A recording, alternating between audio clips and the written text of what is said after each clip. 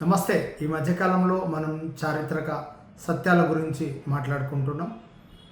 సమ్మక్క సారలమ్మల జాతర మొదలైంది మేడారంలో. ఆసియా ఖండంలోనే అతిపెద్ద జాతర. వీళ్ళ వీరోచిత పోరాటం అమరత్వంపై మాట్లాడుకుందాం. 12వ శతాబ్దంలో సమ్మక్క అడవి ప్రాంతంలో పులుల మధ్యన ఆదివాసీలకు దొరికినట్టుగా చెప్తారు. మేడిరాజు, ఆ ప్రాంతంలో రాజు అయినటువంటి మేడిరాజు తన మేనల్లుడైనటువంటి పగిడిద్ద రాజుకి ఇచ్చి వివాహం చేస్తారు. సమ్మక్కకు 3 పిల్లలు, సారలమ్మ, నాగులమ్మ, జంపన్న. అయితే ఆ ప్రాంతంలో కరువు విలయతాండవం చేయడం, అలాగే అదే సమయంలో కాకతీయులు విపరీతమైన పన్నుల భారాన్ని మోపుతారు ఆ రాజ్యం పైన.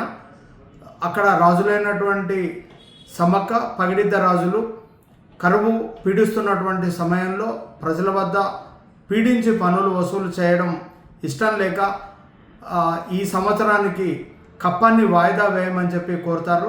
కప్పం చెల్లించలేదనేటువంటి నెపంతో కాకతీయ రాజు ప్రతాపరుద్రుడు వారి సామ్రాజ్యంపైకి దండెత్తి పగిడిద్ద రాజు, సారలమ్మ, నాగులమ్మ, వీరి అల్లుడు గోవిందరాజును అతి క్రూరంగా హత్య చేస్తారు. అది కూడా సైన్యం వెనక నుంచి పొడిచి అక్రమంగా ఆ యుద్ధ నీతిని కూడా పాటించకుండా వాళ్ళని వెనక నుంచి చంపినటువంటి విషయాన్ని, వార్తని తెలుసుకున్నటువంటి జంపన్న తీవ్ర శోకంతో, అవమాన భారంతో సంపంగి వాగులో దూకి జంపన్న ఆత్మహత్య చేసుకుంటాడు. ఆ సంపంగి వాగు ఇప్పటికీ మనం జంపన్న వాగ్గా పిలుస్తున్నాం. సమ్మక్క మాత్రం అదృశ్యమైనట్టుగా ఆదివాసులు చెబుతారు.